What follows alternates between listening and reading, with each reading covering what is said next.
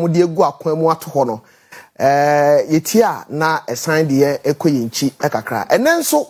empanyi atrase soronko kwan so bra yetie bidwumadie no nim se eduru ya wada bi a hintasem na ere ayete se abo achichide yada yadaka mu dada eja Thomas ewa ha na onim se eduru ya wada na yebidosu kwan kasa obi wo ho a ni wiase obaye no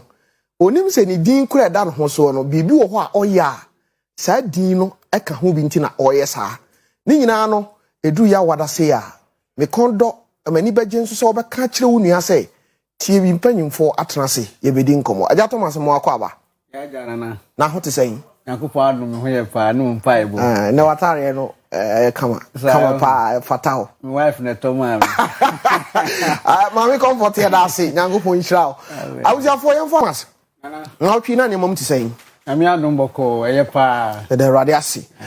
last week ne kan yaw eni yafo no sa ya wadafo aha ompekasa o ompekasa pa wano de o wano so de baba ku ne amsa wire fie wanka sa so ompe ma kakra o sa no de ya na enye ni nyina na ye betumi aka but so ompe ma kakra kakra wo ho de ya na se bi wo ho de amne hade I was bibi wo hanchira mbese yo wa just bibi wo I was for me nam papa de yaw te minim se de papa for no yaw for no mti anji wono niam ni be wa ka minim yaw for subai pa ba ko eno no I was for yanko tie bi hwemu na yanko hwe yaw for bi nso ka niam bi o mo so mo fi se owo mo yanko hwe tie bi hwemra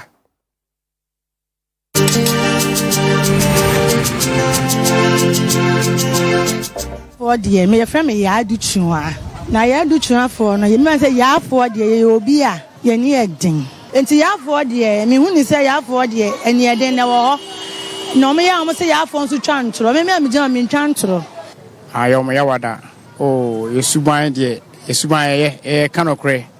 ana ebiem so ana ade ba kwa ye won sa say yakoma ha kakra but obi o kanokre bia no hu say de o kanokre na enye nti me dem fi say ya wada for de kanokre ene biem so ebuade ya wada for de suno me de aminim de ya wada ye pa yemye ye ya yemye pa ye penokre ye zampa sisie ye ni adin ye mpa ba mubuo ya wada ni me hu ya wada ni obaka se nye ya na no ya wada ni ya wono be Monday ni den be share Thursday ya wada for omubuade omu padwuma edwuma edin na ya wada for pe omu mpa sisie omu mpa basabasa ye e fe me ya o session Thursday for omu edin omu be mu ase omu ye forceful omu padwuma na omu dadin but we omu ade na enya dia they will just come out tisana Thursday 40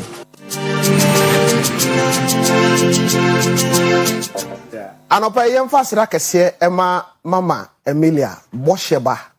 ma kromo anopa no wama prekese abedwa ewufia ha etisa wo hwemi a ye wo prekese natural ginger drink ewo ho prekese akekaduro ena niema bi keka ho na wonum a eboa nipadua ntitru obi ota complain se na koma eye na ya no eye prekese natural ginger drink ma Emilia anopa ye da wase na onim sa da san de ye da ase no na ye sere foforo da bi ebi mra mo aja Thomas ana ye hwe ni sei ene ye ko afia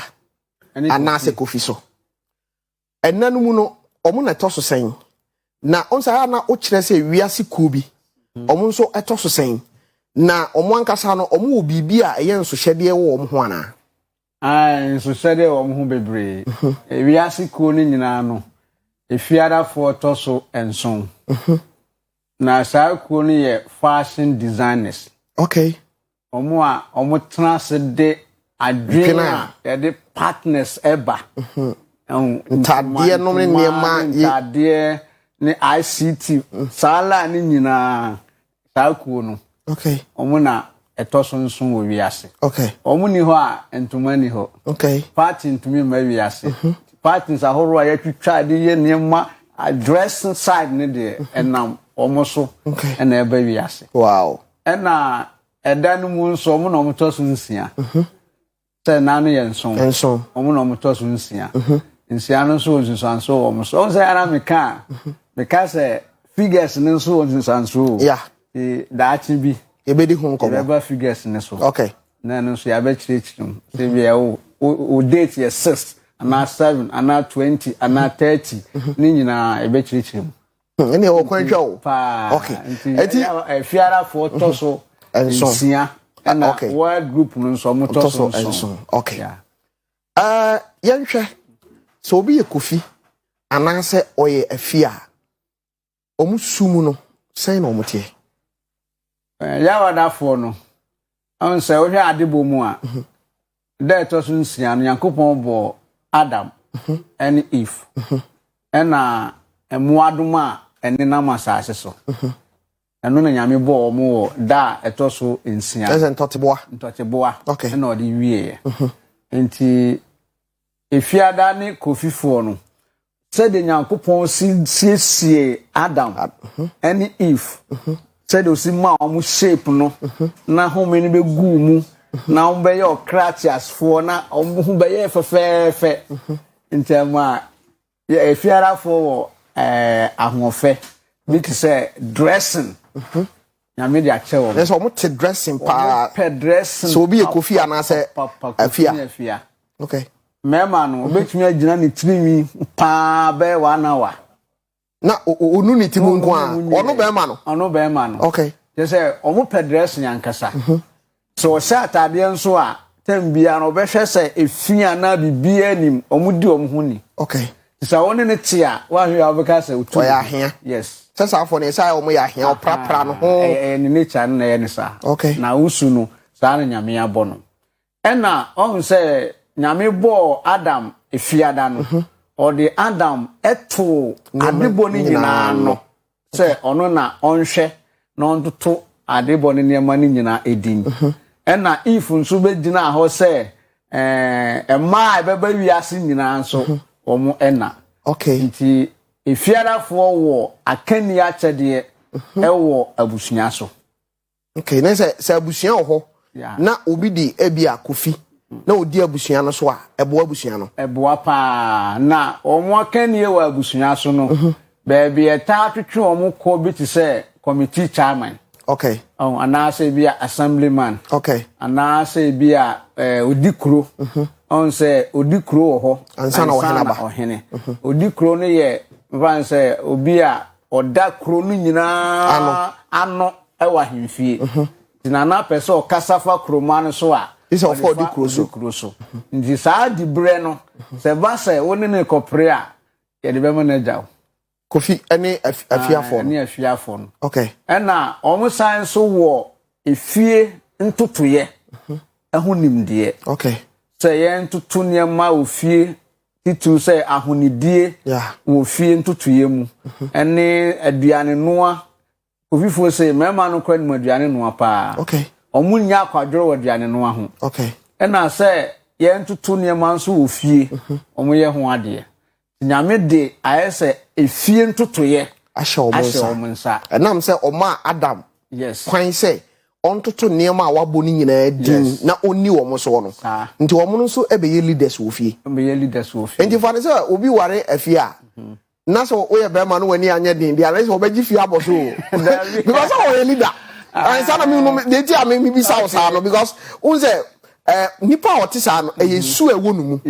o sesa no a edin se obetimi asesa na free ho enyi se o ye bema na bia wo yiri de afia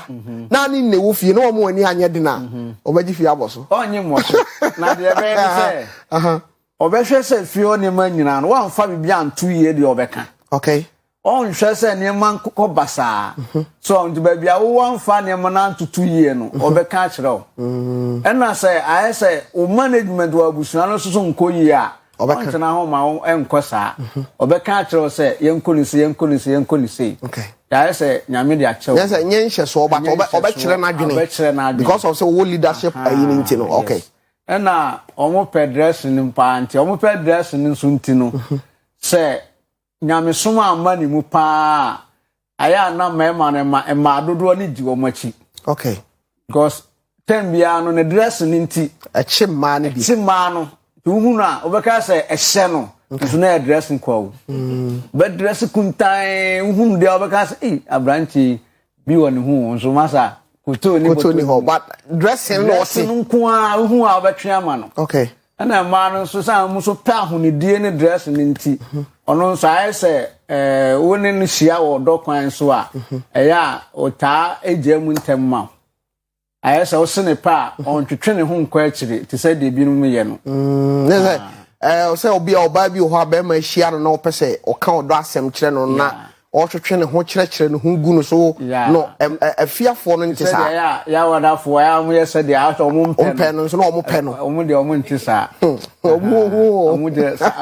obai kire bibia ho say de wo kan no so ti ase ndi sa ono so yes omo wonti ase wonti ase e wo do ho e ba wo do ho a omo odo ache de ankasa okay ndi sa wa anya hweyi pa nso a ebema ayese mema bebre beba ne kwam ahweyi a awari mu no ayese we beba no we beba na we ko sa because of the nature no na eye ne sa but so odi ni ho kan de a no hu say na Nyankopon bo me de a na wa ya ahweyi de a obekọ nanim okay ndi yenhwe se obi ya fia se de wo kan no na che se wa ma na ni na ho a mema no obi ehu na obetwe ama no but oba obekọ nti anhwe kura na ebedu brebi no ubeji dimboni but ebi nso a na enye wono a na eno no de na wo mo ho a apart from dressing de na wo mo ho a ema mema tudi wo machi sa so say nipa bia pe ade a efe okay so na tem bia no nso onnam abra onye ne ho kama okay o fie kura ya ade kura se do besi asiesie ne ho no pie wa I say na ne ho attractive okay dia no na matem bia no nsa ade pa bia nso efe bia nso ani nso nyame bo no se enhwade ba ko yeah tem bia hwade mienu ndi ehwe mienu no nso na adwen no so otwe ho okay adwen no so otwe ko na eka nsam bebre na che se elidi ko sa bia nten na ma I say emma ne mema anigi wo mo ho sa no okay omo osu fufuru bi nso e wo mo ho ana afia ne omo sa nso wo I saw one time fa akonche. Okay. Fan say omo pe atutena. Enya omo ana pe o but nature no na ye omo sa. Because e bia ba bia wo no say area no hu say bibi wo ho a nani eni na ho mo an mpa. Yeah. Tan bia nso ba bia opeso okotena no pe ba bia ye say e ho ye neat. Oh na say efini ho bola ni ho ja say omo tibia no de ompe ade a ba bia say ho ye fi say aduma ye mu kura no mo pemprapra ho aduma. Okay. So say aduma bi ti say sabio fita aduma so de no ba ko na fi aye nta ade mu ni ade no mo nta mpe. Okay. Omo pe white color jobs no say bia driver otinistien otwa abisa na bia oti provisional store no aye say aduma ahopra ni bi obe dress secretariat work sala la no mo pe ICT omo ya ade okay nti sala no de ofa ho a nani baje I say in a capacity no omo ni ahoden a ye de ye aduma de pa fra no pa kusi aduma na obi a ota dress pa no pa aduma de o de o kan no ti ase pa because obi a bo se da bia wakeka hyemu no no ko pa aduma de aye de because on the dressing no a wate aguso no obese obi a wode kire obi a de na say om kwa ne de dressing nti no om ta fa ba bia om mfari nipa kra okay na om san so wo ireti kire kasa. Wow. Say o twa mane mu sisi ya obetuma fa kwan mi so akasa tete wo yure. Okay. Ama ayese akuma toyem. Okay. Itembia no mo awe twetire nsam no. Echi nipa. Okay. Echi o mo tiefo. E ma ni nya o mo sunsunsanso. O cancel out mu say edana kwam kama. On say o mo ewo yawada fu su kakra. Okay. On say enna no ekomi ebi o ha ese. Yawada ni fiada o mo de sese kakra wo okay nti omusan wo kasa tumi wo ho se de ase ya wadafo no wo no na omu de ne fa awe kekere afam uto ha mu sesi a betumi ateche wo yure ama wakoma to yem de na wo afia ani kofi ho a kwan foforo so no ebi wo ha e be ka ne se eno de wo hwe atimi bu abam Say ebia oya ebu ono na ba mu ana on say minim say de ye kan yi say ya fo ene no am say nyese me wo ya fo so because papa de ya nti e ma obi nya na adwin say ebia me wo ya fo so say oh that that you say yam fa say ye ka say ya fo ano de okay ena omo pema kakra yi no kofifo ne afiafo nso wo bibi subi wo mumu a wo de ba abonten a obi hu ni sesa suwe de nka enye omo sesa firi ho anka ye okay ayi ba ko e wo omo hu ni se ayese onim na sede ba du ba bi aje se prompt no okay so okay oya abusunya kandifo abusunya asem bi ba beto ho eye na sede se so no tu ho anamo but bibi be yen ta sa wo yi na ni kra sa de asem no fa ne ho e bi wa bo na beti esa omo ye monto ho kakra yes I say obu na ni gusu sa bi a opese obi be bo na beti ansa na wa okay bibi sa na omo san so wo adoye honhom okay but normally no o de mawa omiemia no ani say chemu ya asem bi asifie e wo se o diska ba na de ye efi asem no ho ntoto ye ebi wo ho o de beba nanso o be twentwe and yan kan so pise o mun se chira de no yan kan straight say o ja fa na de asem no wada say say asem no wa asem fura ni tuma kakira ati na ze kofi ani efiafo o de be ma ba ni se chi de kakra twene nsa kakra akra aye say nye say o kan ya no de ama okay because o musan wo subi ti say ono ntena ho abra kapre ni botomu o mu mpesa o mbe sha ho kirem ndi de sha ne ho na o de ma no o dream say obenya hofo bi ahye baabi ansana o de we na abema okay to mu mpe aho kire o mpesa ne ho be kire no kura ndi say bi say ka se bia me ko de bank bosia bia ye we o mu nta mpesa ade o mu mpe bosia je because of say o mu mpa de anim guase ebre o mu okay mpesa tambia no de ne ho be kwa hye baabi a daachi bi e de aho kire bi bebre no okay okay na nyame so asan ache omo ka aduma so ache de okay anti se odi ne hu wura ka aduma mu a ebeku yi amane pa afia eni kofifo no se opa aduma pa ya okọ transport mu ebebo no okay e omo ache de ba ko pa se o mfan se kwabena ne kofi toka kwabena be maintenance be 10 na kofi nko ba kokura no eno no ahoprapra o mu woni ntini se o drive a on time fa ne kan hwia mna mu ana se because maintenance dey say that wo kan no say that we see kan o car no na kire kwan o be fa so da bia o be kofitam e say o mu no ade kura o mu a okay ena o mani so da from wo bibia on tutuyem okay ena de man nya o mu nsanso ne so say Adam oye odi aduaba ne wiye no unse Nyankopon tu no free true no mu yeah ema okonante wo hwa ansa na okoye na dwuma okay nti omu wo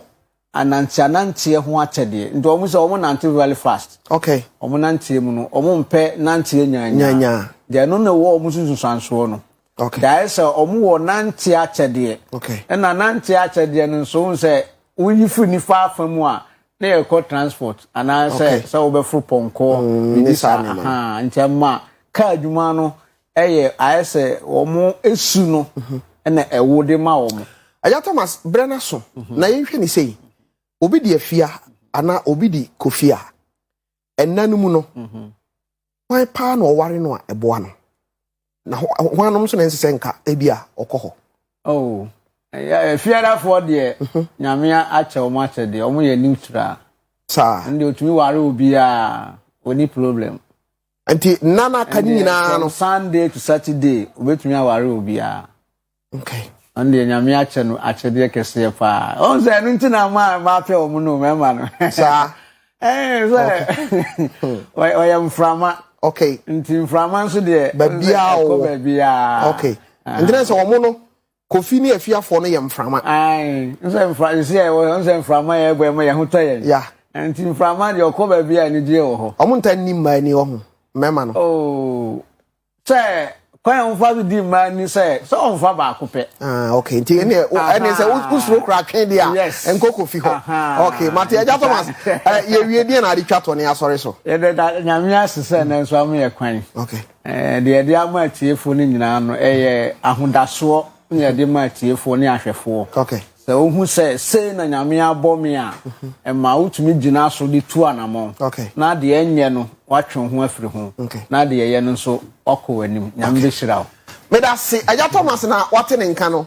nsema meni no kana ha nyina wotie bisu ya wada bia ya hinta semi so no